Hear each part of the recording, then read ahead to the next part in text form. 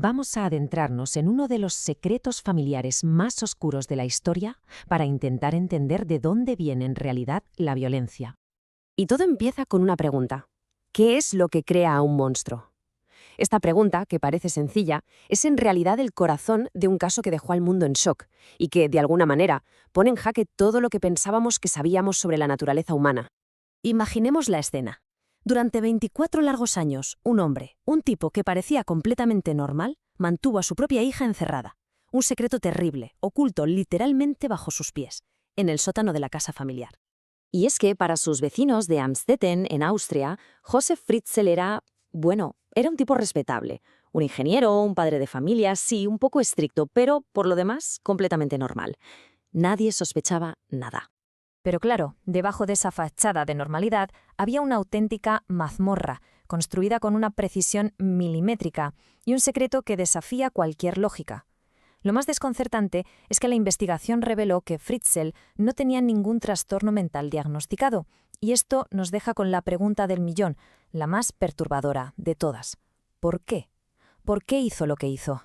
Muy bien. A ver, para empezar a desentrañar este caso, lo lógico es ir a la primera pista, la más obvia, ¿no? Su propia infancia. Echemos un vistazo al pasado de Fritzl. Y aquí la historia parece encajar perfectamente. Un niño que sufre maltrato físico y psicológico por parte de su madre, con un padre que le abandona. De adulto, hasta encierra a su madre en un ático como venganza. La narrativa parece cantada, ¿verdad? Un niño maltratado que se convierte en maltratador. Es el trágico ciclo de la violencia, una historia que por desgracia hemos oído muchas veces. De hecho, las propias palabras de Fritzl son, escalofriantes. Nací para violar, dijo. Su psiquiatra lo tuvo claro y vinculó sus crímenes directamente a esa infancia terrible. Todo parece confirmar la teoría. Pero, ¿y si la respuesta no fuera tan simple? ¿Es de verdad tan sencillo? Y aquí es donde la cosa se pone interesante. Vamos a meter en la ecuación el primer gran giro de guión de esta historia. Se trata de una teoría de la psicóloga Judith R. H. Harris, que básicamente viene a ponerlo todo patas arriba. A ver, durante décadas la psicología ha funcionado bajo una idea muy potente, el llamado mito de la educación. La creencia de que son los padres, principalmente, los que moldean la personalidad de sus hijos. O sea, que lo que pasa de puertas para adentro es lo que de verdad define en quién te conviertes. Pues bien, lo que Harris propone es rompedor. Ella dice que no, que los padres no son la influencia principal, sino que lo son los amigos, el grupo de iguales. Sostiene que lo que de verdad importa son las experiencias fuera de casa.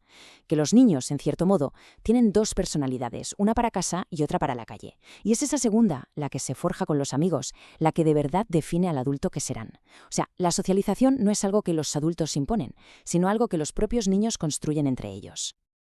Vale, entonces, si la cosa no es tan simple y no solo influyen los padres, ¿qué peso real tiene un pasado de maltrato? ¿Hasta qué punto te marca? Para salir de dudas, vamos a ver lo que dicen los datos. Hay un estudio clave de una investigadora llamada Kathy Spatz-Widom que arroja muchísima luz sobre esto. Lo que hizo Widom fue muy inteligente. Se dio cuenta de que muchos estudios anteriores tenían fallos, así que se propuso responder a la pregunta de una vez por todas. ¿Cómo? Pues siguiendo a cientos de personas durante muchísimo tiempo para ver qué pasaba de verdad. Y aquí están los resultados. Los datos mostraron que, de las personas que habían sufrido abusos o negligencia en la infancia, un 11% acabaron cometiendo un delito violento. Un 11%, ¿vale? Pero aquí viene lo interesante. Cogieron a un grupo de personas con características similares, pero que no habían sufrido maltrato. Y en ese grupo, el porcentaje de los que cometieron un delito violento fue del 8%. La diferencia, si lo pensamos, es sorprendentemente pequeña. Solo un 3%. Esto nos lleva a una conclusión que es fundamental. El dato más importante de todos. La inmensísima mayoría de los niños que sufren abusos, casi el 90%, no repiten el ciclo. Crecen sin mostrar comportamientos violentos. Y esto es clave, porque significa que una infancia traumática, por sí sola, no puede ser la única explicación de la violencia.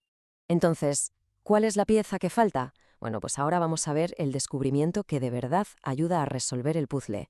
Y el secreto no está en elegir entre naturaleza o ambiente, entre genes o crianza, sino en entender que es una danza constante entre los dos. Para entender esto nos vamos a Nueva Zelanda, a un estudio gigantesco que duró décadas. Allí los científicos se fijaron en un gen muy concreto, el gen MAOA. Querían ver exactamente cómo este gen interactuaba con las experiencias que la gente vivía a lo largo de su vida. Vamos a ver los resultados, que son fascinantes. Empecemos por el punto de partida, en un entorno sin maltrato infantil. En este caso daba igual qué versión del gen MAOA tuviera una persona, si la de alta o baja actividad. El riesgo de desarrollar conductas antisociales era bajísimo para todos por igual. Pero ¿qué pasa cuando introducimos el maltrato en la ecuación? Pues aquí la cosa cambia radicalmente. Con un maltrato probable, de repente aparece una diferencia muy clara. Las personas que tenían la versión del gen de baja actividad empezaban a mostrar una mayor tendencia al comportamiento antisocial. Hablamos de cosas como agresividad, impulsividad, falta de empatía. Y el clímax llega con el maltrato severo. Aquí la interacción es brutalmente clara. El 85%, casi todos, los que tenían el gen de baja actividad y sufrieron maltrato severo, desarrollaron conductas antisociales.